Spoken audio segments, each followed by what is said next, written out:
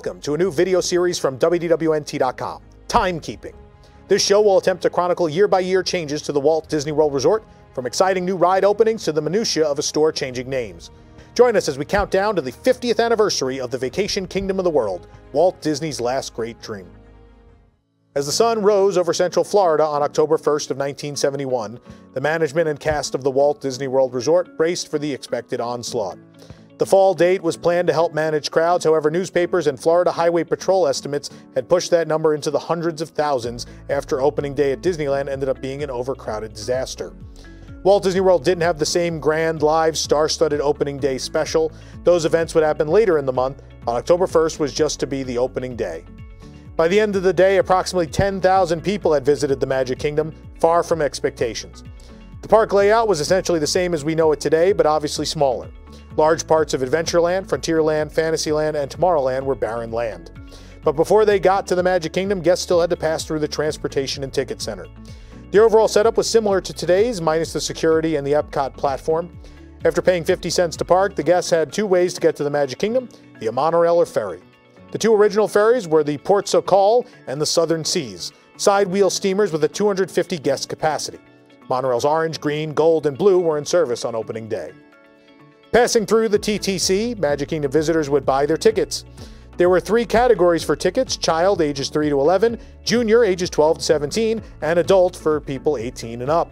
An adult general admission was $3.50, but of course this didn't include ride tickets. There were also 7 adventure books that sold bundles of tickets including admission. This book contained 1 each of the A, B, and C tickets and 2 each of the D and E tickets at a price of $4.50 for an adult. An 11 adventure book also existed at $5.75 for an adult. The individual tickets were also available in the park, with an A ticket costing 10 cents, the B 25 cents, a C ticket 50 cents, D ticket 75 cents, and of course the E ticket for 90 cents for an adult, 80 cents for juniors. As you would have passed through the turnstile, strollers were in the same location and the shop on the west side was the newsstand. Lockers were under the train platform inside the station building. Once a guest entered Main Street USA, the town square looked very much like it does today. The Oscar Mayer-sponsored The Town Square Cafe was in place of Tony's Town Square, but the confectionery and chapeau were there. However, the Camera Center took up part of the current confectionery space. Next to the Town Square Cafe was the Gulf Hospitality House, which served as a secondary guest relations for Town Hall across the street. The Harmony Barbershop was on West Center Street, which divided the west half of Main Street. The corner of Center Street and Main Street housed the New Century Clock Shop, sponsored by Elgin Helbros, and the greenhouse consisted of flower carts in the middle of the street. The Emporium still occupied the front corner, but stopped before Center Street. The back half of that side of the street contained the Card Shop, sponsored by Hallmark, the Penny Arcade, the House of Magic, and a tobacconist. The Refreshment Corner, sponsored by Coca-Cola, stood where Casey's Corner stands today. On the east side of Main Street, you would pass the Confectionery, the Main Street Cinema, and the Cup and Saucer China Shop. The Wonderland of Wax Candle Shop was tucked into the back of the south side of Center Street. Art stands where guests could have artwork drawn of themselves took up that side of Center Street.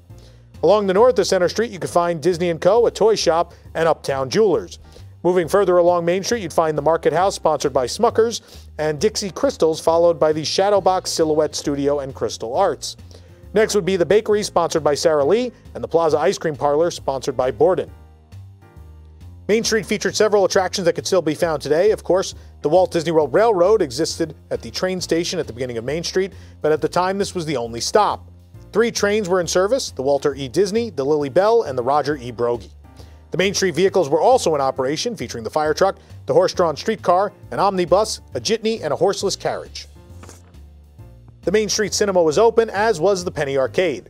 There was various entertainment, including the Dapper Dans, the Walt Disney World Band, the Firehouse Band, a pianist at Refreshment Corner, a saxophone quartet known as the Keystone Cops, a Crystal Palace Trio, as well as characters on parade.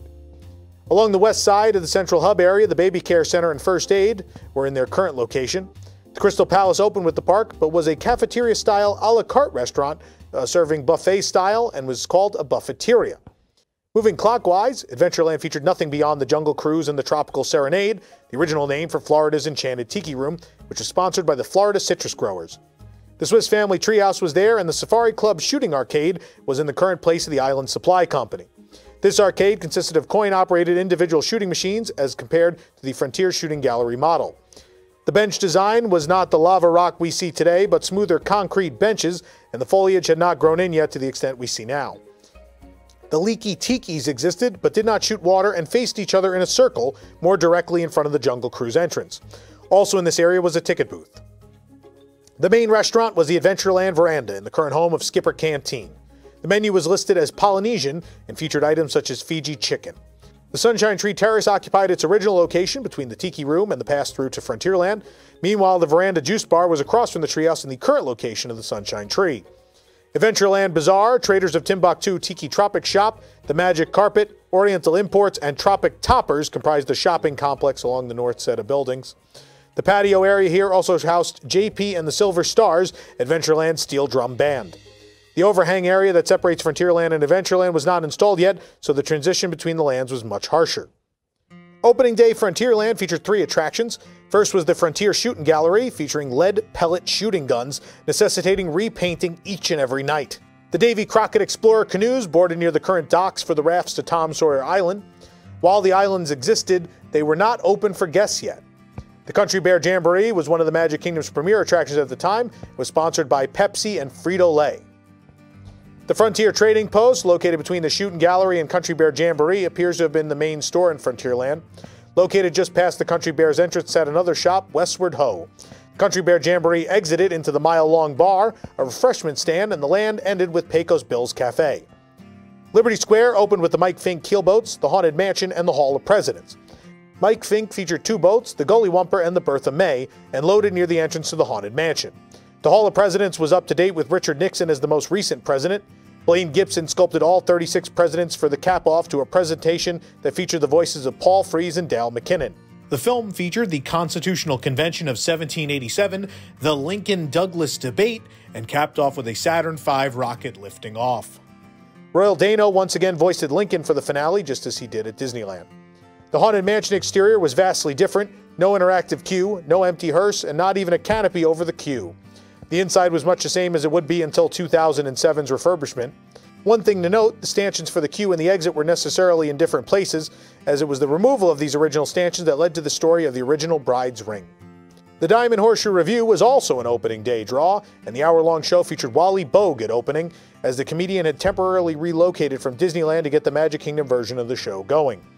The current Christmas shop area was broken up into Old World Antiques, Lafayette's Perfumery, and the Silversmith. The Heritage House next to the Hall of Presidents sold Americana. The Yankee Peddler opened in the current spot of Memento Mori. The area where the market sits today was an open field. The Liberty Tree Tavern opened as a standard a la carte table service restaurant. Sleepy Hollow Refreshments appears to have been open as a snack bar on opening day as well. Entering Fantasyland, the first thing you'd encounter would be the Skyway to Tomorrowland, taking up the area where the Tangled-themed toilets sit now. It's a Small World was in its current location, but the load and unload were on opposite sides. The location of Mickey's Filler Magic housed its spiritual predecessor, the Mickey Mouse Revue, an animatronic extravaganza featuring some of the most memorable songs in the then-existing Disney catalog. Cinderella's Golden Carousel, a refurbished 1917 carousel, opened in the castle's courtyard. Immediately behind the carousel sat Dumbo the Flying Elephant, featuring 10 vehicles that weren't wearing hats. Snow White's Adventures also opened, along with Mr. Toad's Wild Ride. Both of these differed considerably from their Disneyland counterparts. In fact, the Mr. Toad ride at Walt Disney World featured a 2-track layout. The Mad Tea Party was in its current location, but did not feature a canopy.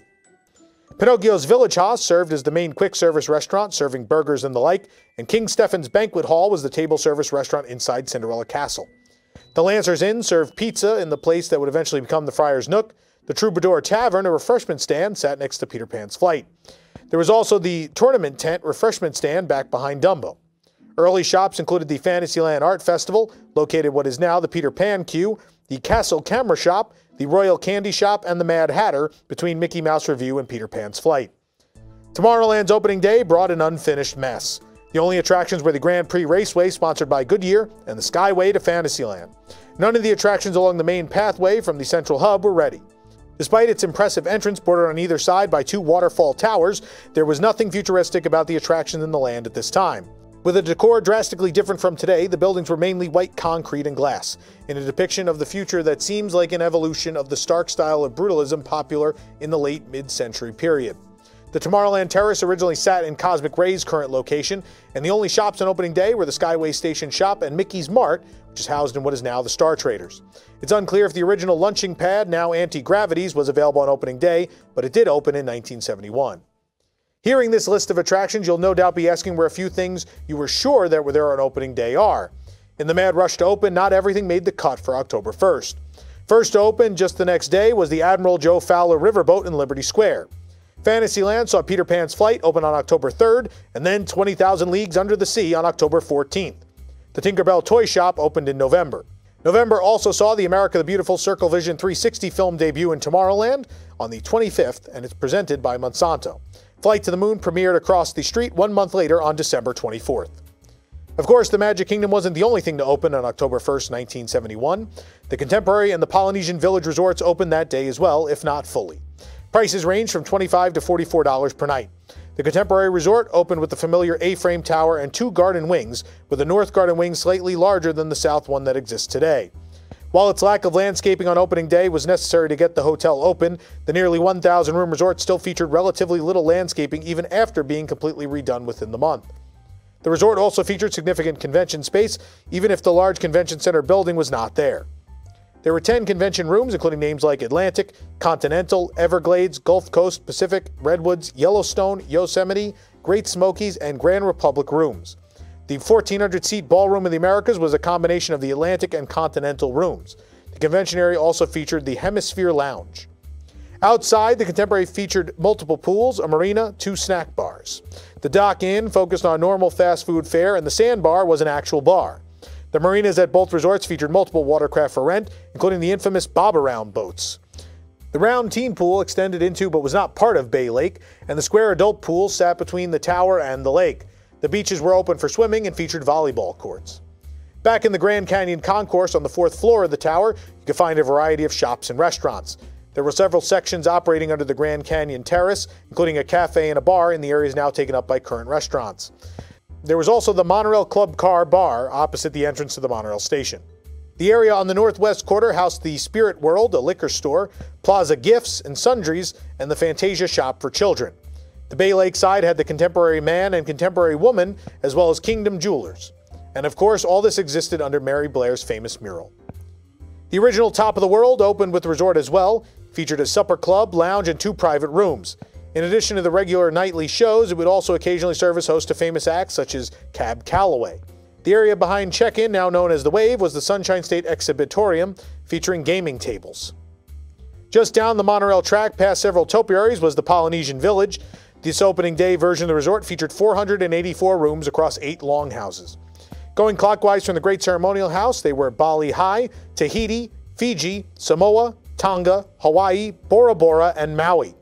Like the Contemporary, the rooms were not highly themed, as getting them built on time was the priority. There was only the main pool that looked like a waterfall grotto. The current East Pool location was a putting green. The marina featured many of the same watercraft as the Contemporary Marina, with the addition of a war canoe. The beaches were also open for swimming, with a small raft slide out in the Seven Seas Lagoon. The infamous wave machine did exist and operated briefly. Like today, the Great Ceremonial House featured most of the shops and restaurants. The building did feature the grand waterfall area, but a checkered tile floor. The Polynesian Princess, Robinson Crusoe Esquire, Trader Jack's Grog Hut, News from Civilization, and Village Gifts and Sundries were the shops of the main lobby. The Tambu Lounge existed, but the restaurant it was attached to was the Papiti Bay Veranda, which featured breakfast, lunch, and a Polynesian review with dinner. The South Seas Room, which now exists as a conference space, was a buffet. The Coral Isle Cafe was the precursor to Kona. The nightly luau took place on the beach as the Cove was not ready yet. Not wanting to repeat the chaos that was July 17, 1955, when Disneyland opened, Disney decided to hold off the grand opening ceremonies and filming for the TV special after 3 weeks of soft openings. Celebrities such as Jonathan Winters, Julie Andrews, Bob Hope, and Buddy Hackett descended on the property for the filming, much of which was done outside of operating hours. The special aired on October 29th. October 24th saw the opening ceremonies for the 2 resorts. The night culminated with a 1,000-person luau on the beaches of the Polynesian Village. This was also the debut of the Electrical Water Pageant. The 1971 version featured the sea serpent, whale, 2 sea lions, a clamshell mermaid, goldfish, dolphins, redhead mermaids, octopus, flying fish, 4 seahorses, and King Neptune. Fantasy in the Sky is also reported to premiere that night. The next day, Roy Disney dedicated the park. Quote, Walt Disney World is tribute to the philosophy and life of Walter Elias Disney, and to the talents, the dedication, and the loyalty of the entire Disney organization that made Walt Disney's dream come true. May Walt Disney World bring joy and inspiration and new knowledge to all who come to this happy place. A magic kingdom where the young at heart of all ages can laugh and play and learn together. The dedication speech was followed by a 5,000-performer Walt Disney World on Parade, which included 1,076-member marching band. When it came down to deciding what would be available opening day, the Fort Wilderness Campground unfortunately was delayed. Despite appearing on the October 29th opening special in a rather, well, calling it outdated would be kind, comedic set of segments featuring Jonathan Winters, the campground did not actually open until November 19th.